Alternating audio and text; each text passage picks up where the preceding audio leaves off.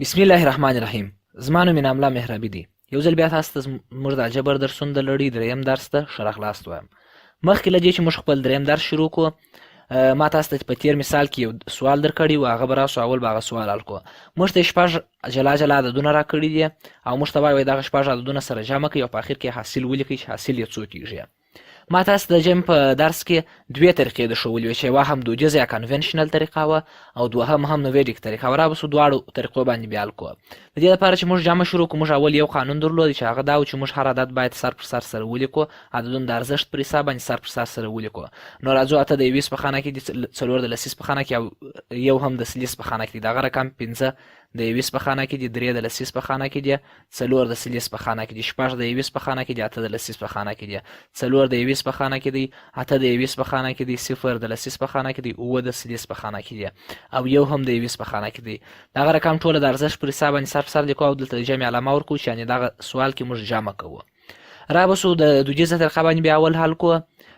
په دودیزه طریقه کې موږ ویلي وو چې عددونه د رستې خوا څخه شروع کوو او اول د رستې خوا عددونه سره جمع کوو. 8 او 5 14 کېږي، 14 او 6 19 کېږي، 19 او 4 23 کېږي، 23 او 8 21 کېږي، 21 او 1 22 کېږي. 8 او 5 14 کېږي. دا ټوله ما تاسو ته ویلي چې دا پر ګوتو باید یا حساب سي یا هم په یاد سي، ولې چې دا ډېره ساده جمع ده، دا باید ستاسې په یاد زده یې. راځو د دې ټوله جواب 22 سو 2 لیکو. درې هم انتقالوو، موږ درېیم ویلي وه چې موږ انتقالوو. دوم اول قانون دا و چې سر پر سر ټوله د خپل ارزښت پر حساب ولیکو. دوهم دا و چې موږ باید هر ارزښت د خپل ارزښت سره جمع کړو. مثلا د 20 ارزښتونه ټوله باید سره جمع کړو، بیا د لسیز ارزښتونه ټوله باید سره جمع کړو او بیا هم په آخر کې د سلیز ارزښتونه موږ باید ټوله سره جمع کړو. درېیم قانون هم دا دی چې عدد چې کوم اضافي ستر یوې څخه هغه موږ انتقالوو وروسته ارزښت ته. مثلا دلته 2 مو ولیکئ، 3 اضافي دی، 3 د لسیز ارزښت دی، نو راځو 3 را انتقالوو د لسیز ارزښت ته، 3 دلته لیکو. 3 او 4 9 کېږي، 9 او 3 10 کېږي، 10 او 8 18 کېږي. دلته لاندې خانه نشته، یعنې دا د صفر معنا لري. دلته موږ صفر لیکلی سو، هېڅ مشکل نشته، دا صفر معنا لري.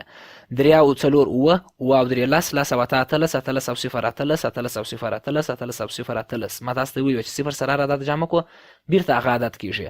نو راځو دلته 8 لیکو، یو هم را انتقالوو دې خانې ته. دلته 1 او 1 2 کېږي، 2 او 4 6 کېږي، بیا هم دلته موږ صفرونه لیکلی سو، هېڅ مشکل نشته، یعنې دا د صفر معنا لري. که چیرې عدد ځای خالي هغه د صفر معنا لري.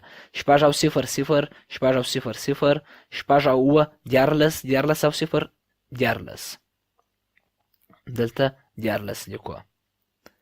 نو راځو دا د اول مو په دودیزه طریقه باندې جواب راویستی چې 14 او 2 اتیا سو. اوس به هم راسو په ویډیک یا هم د ویدا په طریقه باندې بیا حل کړو چې په هغه کې هم عین جواب موږ ته راکوي که نه راکوي او په هغه طریقه بیا ولیکو.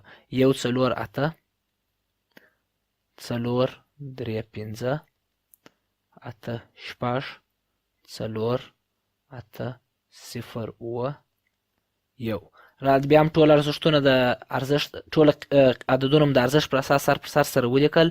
راځو دلته د جمع علامه ورکړو. په ویډیک طریقه کې موږ د چپې خوا څخه شروع کړو، یعنې اول هغه غټ ارزښتونه، هر ارزښت چې تر ټولو غټ اول یې د هغه څخه شروع کړو جمع. مثلا په دې کې د سلیز ارزښت تر ټولو غټ دی، راځو اول د سلیز عددونه جمع کوو. 1 او 4 5، 5 او 12. راځو ګورئ مثلا دغه د سلیز په ارزښت کې د سلیز تر ارزښت لاندې موږ 2 لیکو، بیا هغه یو چې دی هغه د زریز ارزښت کې لیکو، مثلا دلته لیکو 12 مو ولیکل. 4 او 3 9 او 8 15. بیا راځو 5 مثلا دغه تر دغه ارزښت لاندې لیکو، 5 دلته لیکو او یو راوړو په دا بل ارزښت کې لیکو. بیا راځو 8 او 5 14 14 او 6 19 19 او 4 23 23 او 8 21 21 او 1 22. راځو بیا دغه رقم 2 دلته لیکو، 3 په دا بل ارزښت کې لیکو. راځو اوس ټوله سره جمع کوو. 2 دلته لیکو، 5 او 3 8 کېږي، 8 لیکو، 2 او 1 3 کېږي او یو هم مستقیم راتاکوو لاندې، چې دا دې موږ وینو چې په دواړو کې هم جواب موږ ته یو رقم راکوي. دا دواړې طریقې ما ته په دې خاطر وښولې چې تاسو ته که هر یوه اسانه یې، که هر یوه کې تاسو په هره طریقه کې تاسو سوال ژر حلولی سي، هر طریقې تاسو تیز یاست، هغه طریقې څخه تاسو استفاده وکړئ. اوس به هم راسو زموږ نوي موضوع ته چې هغه د مکمل اعدادو منفي یا هم په انګلیسي کې ورته سبسټرکشن وایي. مکمل عدد څه معنا لري؟ منفي موږ دا رقم ویلی سو. مثلا تاسو داسې فکر وکړئ چې د عیسی سره 8 دانې سیب دي، مثلا 8 دانې سیب د عیسی سره ستا یو ملګری یې رالی ورته ویې ویلې چې زه وږی یم. عیسی ورته ویل چې زما د سیبو څخه یو دانه واخله. هغه ملګری هم ډېر وږی و 2 سیبه یې ورڅخه واخیستل د عیسی د سیبو څخه ویې خوړل. اوس د عیسی سره 2 سیبه پاته سوه. دغه موږ د منفي په واسطه باندې پیدا کولی سو. مثلا د مکملو سیبو څخه موږ مکمل سیب کم کړه، دغه مثلا د مکمل او دا د منفي ده. مثلا 8 سیبه یې درلوده، 2 نفر ورڅخه وخوړه، اوس هم 2 سیبه پاته سوه، 1 2 3 4 5 6 سیبه موږ وایو چې د عیسی سره پاته سوه. خو دا مثلا ساده عددونه دي، دا ساده عددونه منفي ده چې دا لکه څنګه چې موږ په جامع کې وویله ساده عددونه موږ همیشه په یادوو یا هم پر ګوتو حساب ورته کوو. مثلا د ګوتو حساب دا رقم دی، مثلا تاسو د شپږ عدد دی، مثلا د 6 عدد څخه تاسو غواړئ 3 عدد منفي کړئ، وبخښئ دا 4 دی 5 6 د 6 څخه تاسو غواړئ 3 منفي کړئ، مثلا 3 ګوتې کتوي، مثلا څو ګوتې پاته کېږي 1 2 3 ګوتې پاته کېږي، یعنې 6 منفي 3 کېږي. دغه رقم د ساده عددونو منفي تاسو همیشه په یادوئ او په 4م صنف 5م صنف کې تاسو ویل دي. خو د غټو عددونو منفي پر ګوت باندې نه حسابېږي، ولې زموږ سره دونه ډېرې ګوتې نشته. مخکې له دې چې موږ د غټو عددونو منفي شروع کړو، موږ به راسو د منفي یو څو خاصیتونه یا یو څو قوانین به ووایو چې په جمع کې و په منفي کې نشته یا ولې نشته. مثلا دغه به موږ اول ووایو، بیا به ولاړ سو موږ به د غټو عددونو منفي وکړو. اول به راسو موږ په جمع کې د تبدیلي قانون ویلی و. په جمع کې د تبدیلي قانون څه شی و؟ موږ ته دا ویل چې مثلا موږ 15 جمع 2 وکړو، هغه مساوي په 9 کېږي، او 2 جمع 15 هغه هم مساوي په 9 دی مثلا. خو په منفي کې داسې یو شی نشته. په منفي کې تاسو وایاست چې 15 منفي 2 مساوي کېږي په 3، یعنې که د 5 څخه موږ 2 کم کړو 3 پاته کېږي، او 2 منفي 15 یعنې که ځای سره بدل کړو هغه په 3 باندې نه دی مساوي، یعنې هغه د 3 سره نه دی مساوي. ولې چې د 2 څخه موږ 15 نسو کمولی، او دا یو غیر حقیقي عدد موږ ته په لاس راکوي چې هغه موږ وروسته درسو کې وایي چې دا منفي عدد موږ ته په لاس راکوي. خو صرف تاسې اوس داسې دغه په یاد وساتئ چې په منفي کې د تبدیلي قانون نشته. بیا دوم مثلا موږ د اتحادیه قانون ویلی و په جمع کې، چې په اتحادیه قانون کې هم موږ داسې ویلي و چې که چیرې موږ 2 عددونه مخکې سره جمع کړو، مثلا 2 جمع 3 موږ داسې یو عدد ولرو، که چیرې مثلا موږ دغه 2 او 2 مخکې جمع کړو بیا د بل سره جمع کړو هم یو رقم کار کوي، او که دغه 2 او دغه 2 مخکې جمع کړو بیا د بل سره جمع کړو هم یو رقم کار کوي. مثلا 2 جمع 2 4 کېږي، 4 جمع 3 9 کېږي. او یا هم موږ که داسې وایو 2 جمع 3 مساوي کېږي 2 او 3 15 کېږي، 15 جمع 2 9 کېږي. او تاسو باید دا هیر نس چارځ تاسو قوس ووینئ، اول باید تاسو قوس خلاص کړئ، یعنې د قوس دننه عملیه اجرا کړئ. خو په منفي کې داسې یو شی نشته. مثلا که چیرې موږ وایو 2 منفي 3 جمع 15، مثلا که چیرې موږ اول دا قوس ته واچوو او یا هم 2 منفي 3 جمع 15 او بیا دا قوس ته واچوو، مثلا دا یو رقم عملیه نه دی. مثلا 2 منفي 3 منفي 1 کېږي، مثلا منفي 1 ولې کېږي دا په وروسته درسو کې موږ وایو، خو صرف زه اوس تاسو ته درښیم چې دا ولې یو رقم نه دی. 2 منفي 3 منفي 1 کېږي، جمع 15 مساوي کېږي په 4. او که دلته وګورو مثلا 3 جمع 15 8 کېږي، 2 منفي 8 مساوي کېږي په منفي 6، یعنې دا یو رقم نه دی. نو په منفي کې موږ وایو چې تبدیلي قانون هم نشته او د اتحادیه قانون هم نشته. بعد هغه څخه راځو موږ د صفر قانون وایو چې په منفي کې د صفر قانون څنګه دی. مثلا موږ دلته وینو چې 8 منفي 0 مساوي کېږي په 2 باندې. 8 منفي 0 د 8 څخه که موږ 0 کم کړو 2 پاته کېږي، بیرته هغه 8 پاته کېږي. خو که د 0 څخه موږ 8 کم کړو مثلا دا بیا جلا قانون دی. نو موږ داسې وایو که موږ کولی سو په منفي کې د هر عدد څخه 0 کم کړو موږ ته بیرته هغه جواب په لاس راکړي، خو موږ نسو کولی د 0 څخه هر عدد کم کړو. مثلا 0 منفي 8 منفي 8 کېږي، یعنې دا جلا حساب دی چې دا وروسته موږ بیا وایو په منفي عددو کې وایو په مکمل عددو کې. صرف زه غواړم تاسو دا در وښیم چې دا قوانین د جمع سره یو رقم نه دي، یعنې موږ دلته تبدیلي قانون نسو کولی. صرف موږ کولی سو په منفي کې داسې ووایو چې موږ کولی سو د یو عدد څخه یو بل عدد کم کړو. مثلا که چیرې موږ دلته وګورو 50 منفي 0 هغه 50 کېږي، خو 0 منفي 50 بیا موږ نسو ویلی چې 50 کېږي. او یا هم ووایو چې 15 منفي 0 هغه 15 کېږي، یعنې موږ په صفر قانون کې ویلی سو، د منفي په صفر قانون کې ویلی سو چې که چیرې موږ د هر عدد څخه 0 منفي کړو بیرته موږ ته هغه عدد په لاس راکوي. اوس به هم راسو د غټو عددونو منفي ته.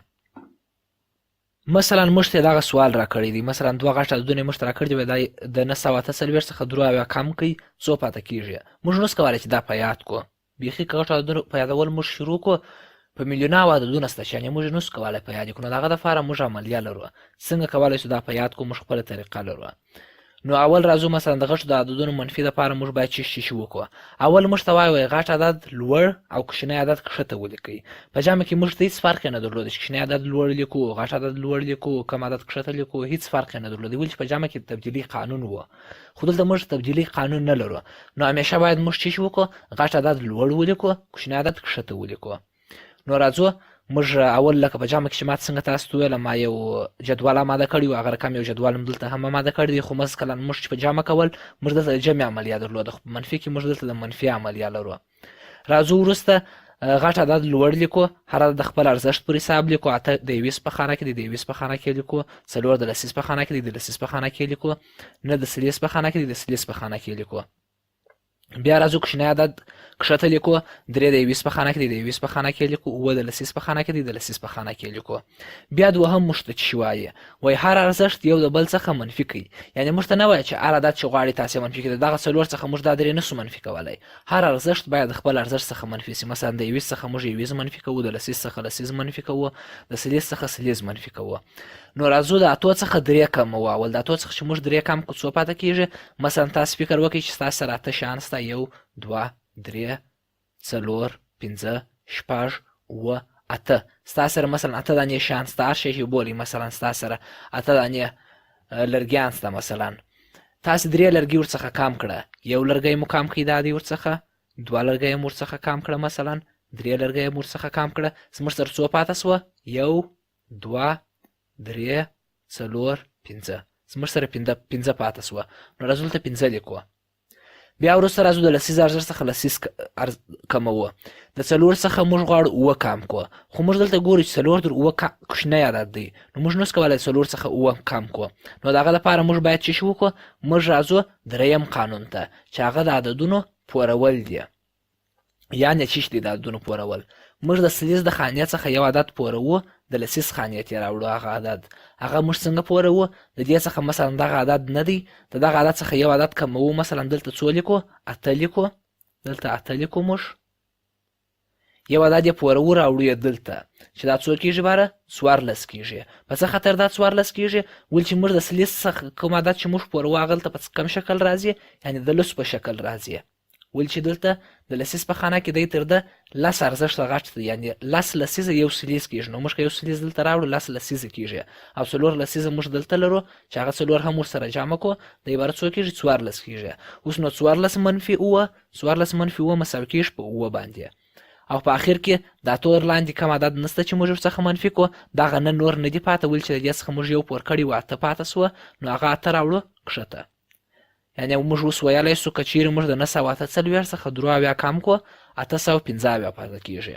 اوس به هم راسو یو بل سوال ته چې موږ ته دا سوال کې ویل دي چې د 9143 څخه که چیرې موږ 122 منفي کړو څو پاته کېږي. بیا به راسو اول به زه یو جدول ما اماده کړی دی، هغه جدول به ولیکو. رابسو هر ارزښت به د خپل ځای کې ولیکو. د 3 د 20 ارزښت لري، د 20 په خانه کې مو ولیکل. 4 د لسیز ارزښت لري، د لسیز په خانه کې مو ولیکل. 1 د سلیز ارزښت لري، د سلیز په خانه کې مو ولیکئ. 9 د زریز ارزښت لري، د زریز په خانه کې مو ولیکل. د هغه رقم کوچنی عدد غټ عدد مو لوړ ولیکئ، کوچنی عدد کښته لیکو. نو 2 د 20 ارزښت لري، د 20 په خانه کې. 2 د لسیز ارزښت لري، د لسیز په خانه کې. 1 د سلیز ارزښت لري، د سلیز په خانه کې. اوس به هم راسو د دې منفي به شروع کړو. موږ څه شي ویل چې هر ارزښت باید د خپل ارزښت څخه منفي کړو.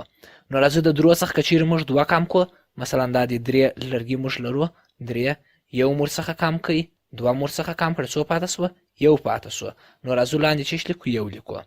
دغه رقم د 4 څخه موږ 2 کم کړو څو پاته کېږي؟ د دغه 4 څخه موږ دا 2 کم کړو 2 پاته کېږي. او که چیرې موږ د 1 څخه 1 کم کړو څو پاته کېږي؟ یو شی مو درلودی، هغه یو شی مثلا یو سیب مو درلودی، هغه یو سیب مو خوړی، څو پاته سوه؟ 0 پاته سو. نو موږ 0 دلته لیکو. داسې یو عدد نسته در نور لاندې یو عدد نسته چې موږ ورڅخه منفي کړو، نو موږ نه راوړو، لاندې خپله کښته لیکو. نو موږ اوس ویلی سو 9143 څخه که چیرې موږ 122 کم کړو زموږ سره څو پاته کېږي؟ 921 پاته کېږي. دا هم زموږ جواب سو. رابسو بل مثال ته چې بل مثال کې زموږ څخه څه شي غواړي. موږ ته بیا 2 سواله راکړي دي. په دې سوال کې موږ ته وایي د 1240 څخه که موږ 896 کم کړو څو پاته کېږي، او په دویم سوال کې وایي که د 900 څخه موږ 340 کم کړو څو پاته کېږي. رابسو اول سوال به اول حل کړو. مثلا په دې سوال کې زموږ څخه څه شي غواړي؟ اول مو دا د عددونه د خپل ارزښت لاندې ولیکل. جدول تاسې همیشه نسی رسم کولی، نو همیشه تاسې کوشش وکړئ چې لاس مو داسې عادت کړئ چې تاسې هر ارزښت تر خپل ارزښت لاندې ولیکئ، هر عدد تر خپل ارزښت لاندې ولیکئ. او همیشه که چیرې تاسې منفي کوئ منفي دلته لیکئ، که جمع کوئ جمع لیکئ، که ضرب کوئ ضرب لیکئ، که تقسیم کوئ تقسیم لیکئ. همیشه ستاسې عملیه باید معلومه وي. نو راځو د 4 څخه موږ 6 نسو منفي کولی، لکه څنګه چې ما تاسو ته ویلي وه. ګورئ اوس که چیرې موږ وګورو 4 د چیش په خانه کې د 20 په خانه کې دي نه، نو موږ که چیرې د لسیز د خانې څخه یو ورته راپور کړو، یعنې که دغه 3 موږ یو دانه دلته راوړو د 20 خانې ته، هغه څو کېږي دلته 10 کېږي، او 10 جمع 4 څو کېږي 14 کېږي. نو 14 منفي 6 14 منفي 6 به مساوي سي په 8 باندې. د دې څخه موږ یو کم کړی و، یعنې یو دلته دې ته راپور کړی و، او دلته اوس څو پاته سوي دي 2 پاته سوي دي. د 2 څخه موږ نه نسو کمولی، نو بیا راځو یو د دې څخه ورپوروو. نو دلته څو پاته سو، دلته یو پاته سو په دغه ځای کې یو پاته سو، یو موږ دلته راپور کوي، دلته څو پاته و 2 پاته و، یو او 2 12 کېږي، یعنې دې څخه موږ په اصل کې د لسیز په ارزښت یو ورته راپور کوي، یعنې د لسیز ارزښت ته که موږ د لسیز خانې ته راپور کړو هغه د 10 په شکل لیکلی سو. نو 10 جمع 2 12 کېږي، 12 منفي نه 3 پاته کېږي. دلته موږ یو پاته و، چې یعنې د 2 څخه موږ یو کم کړی و، یو مو پاته و دلته. نو د 1 څخه بیا موږ 8 نسو منفي کولی، یو د دې څخه راپوروو، چې دلته بیا یو موږ د دې څخه پور کړي، هغه هېڅ نسو پاته، یعنې دا 0 سو، یو د دې سور پور کړي، نو دا 11 و، د 11 چاته ولاړ سي 3 پاته کېږي. نو موږ وایو چې که د 1240 څخه موږ 806 منفي کړو، موږ ته څو پاته کېږي 328 راپاته کېږي. دغه رقم به راسو اوس به د بل سوال ته، د دوم سوال ته، چې دا زموږ څخه چې شي غواړي. رابسو دوم سوال به اول هر ارزښت به د خپل ارزښت پر سر ولیکو. نو رابسو اوس موږ به دلته وګورو، دا سوالونه یو څه ډېر سخت دي. مثلا دا که چیرې ستاسو په دې سوالو سر خلاص وي، بیا تاسو ته منفي اسانه ده. موږ د 0 څخه 4 نسو کمولی، او د دې 0 څخه موږ دې ته پور نسو کولی. نو موږ چیش کوو، موږ د دې خانې څخه دې خانې ته پور ورکوو، بیا د دې ځای څخه دې خانې ته پور ورکوو. رابسو دا به وکړو، موږ که د سلیز ارزښت څخه لسیز ارزښت ته یوه خانه پور ورکړو، څو کېږي د لسیز ارزښت 10 کېږي نه، 10 جمع 0 هغه 10 کېږي. نو دلته 10 سوه، یعنې دا موږ څه رقم لیکلی سو، دا داسې موږ لیکلی سو، یعنې دلته 800 پاته سوه، 800 په دا ځای کې پاته سوه، او بیا د لسیز په ارزښت کې موږ 10 دانې لسیان لرو، د 20 په ارزښت کې موږ تر اوسه هم 0 لرو. نو راځئ د 20 ارزښت ته بیا د دې ځای څخه یو دانه پور ورکوو. نو دلته د 20 ارزښت موږ دا څو سو 10 سو، 10 منفي 4 6 پاته کېږي. د لسیز د ارزښت څخه موږ یو د 20 خانې ته پور کړي و، نو دلته د لسیز په خانه کې زموږ سره څو پاته سوه 9 پاته سوه، 9 منفي 2 اووه کېږي. او دلته موږ څو درلوده، د 9 څخه موږ یو کم کړي و 8 پاته سوه، د 8 څخه موږ 3 کم کړو 15 کېږي. نو موږ ویلی سو د 900 څخه که چیرې موږ 340 منفي کړو 1500 شپږ اویا موږ ته راپاته کېږي. یعنې که چیرې موږ ووایو چې مثلا یو نفر 900 افغانۍ درلودې، 340 افغانۍ ورڅخه مصرف کړې، 506 افغانۍ ورپاته سوې، یعنې منفي موږ په داسې ځایو کې کاروو.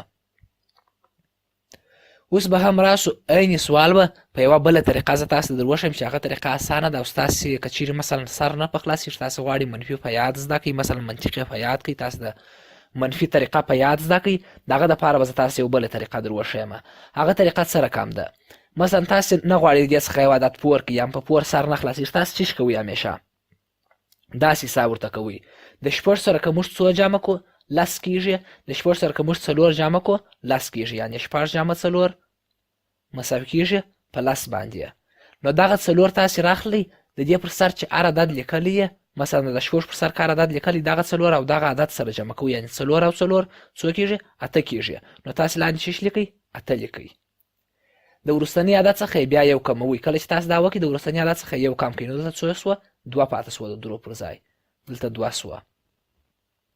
بیا راځو دلته مثلا د 9 سره که موږ څو جمع کړو 10 کېږي، د 9 سره که چیرې موږ یو جمع کړو، یعنې 9 جمع 1 مساوي کېږي په 10 باندې. نو که چیرې موږ د 9 سره یو جمع کړو 10 کېږي، راځو دغه یو را اخلو، بیا د دغه 9 پر سر چې کوم عدد لیکل دغه سره جمع کوو، نو 1 جمع 2 3 کېږي. موږ دلته څه لیکو 3 لیکو، او په دې خاطر چې موږ بیا دغه کار وکړئ، بیا د وروستني عدد څخه بیا یو کموو، نو د دغه 2 پر ځای باندې موږ یو لیکو، دلته هم دا دی بیا یو ولیکئ. نو راځو د 1 څخه موږ 8 نسو کمولی، نو راځو د 8 سره که موږ څو جمع کړو 10 کېږي، 8 جمع 2 مساوي کېږي په لس باندې. نو موږ وایو چې که اتو سره موږ 2 جمع کړو 10 کېږي. نو دغه 2 راخلو د دې اتو پر سر چې کوم عدد لیکل دی چې یو دی د هغه سره یې جمع کوو. 1 جمع 2 مساوي کېږي په 3 باندې. 3 دلته لیکو. بیا هم دغه کار وکړئ. نو د وروستني عدد څخه بیا څه کوو موږ یو منفي کوو چې دغه به څه شي 0 سي. نو موږ ویلی سو بیا مثلا موږ ته عین جواب په لاس راکړئ. موږ ویلی سو چې 1240 منفي 896 مساوي کېږي په 338 باندې. راوسو هغه دوهم سوال و هم په عیني طریقه باندې زه تاسو ته تشریح کړمه. مثلا موږ څه شی وایو 4 جمع 2 مساوي کېږي په 10 باندې. 4 جمع 6 مساوي کېږي په 10 باندې. نو هغه 6 موږ راخلو د دغه لوړ عدد سره یې جمع کوو چې دا 0 دی.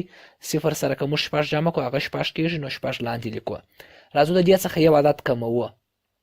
مثلا د 0 څخه که موږ یو عدد کم کړو د 0 کوچنی عدد نسته نو د 0 موږ عدد نس کمولی. نو موږ څه کوو موږ د دغه څخه یو عدد کموو. دا څه کېږي 8 کېږي. د دې څخه یو عدد کموو او بیا دا څه کوو د دې سره نه جمع کوو.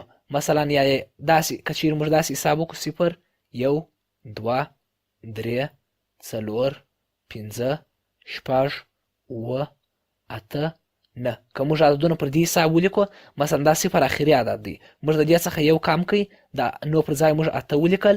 نو بیا دا 0 څه کوو بیرته د دې سره را شروع کوو. یعنی راځو د دغه نو څخه شروع کوو. نو د 0 پر ځای باندې موږ څه لیکو نه لیکو. 0 پر ځای باندې موږ نه ولیکل. دا دی نه منفي 2 و کېږي. و دلته موږ پر خپل ځای لیکو. دلته موږ څو پاته و 8 پاته و. 8 منفي 3 5 کېږي. راځو 5 پر خپل ځای لیکو چې دا اوس کولای سو وایو چې 900 منفي 340 مساوي کېږي په 516 باندې. دا هم یو بله طریقه ده چې صرف چیرې تاسې په پور عدد په پورولو باندې سر نه خلاصېږي تاسې کولی سئ په دا طریقه باندې یې هم حل کړئ. راوستو دا هم ستاسې د دې درس سوال دی چې دا سوال به تاسې په کور کې د ځانو سره حل کړئ. 1,45,450 منفي 7,45,455 مساوي کېږي په 2 باندې. تاسو به د دې جواب راوباسئ او بیا په راتلونکي درس کې به دا سوال یو ځای هم سره حل کړو. په مخه مو ښه ستر بل درس پورې د خدای په امان.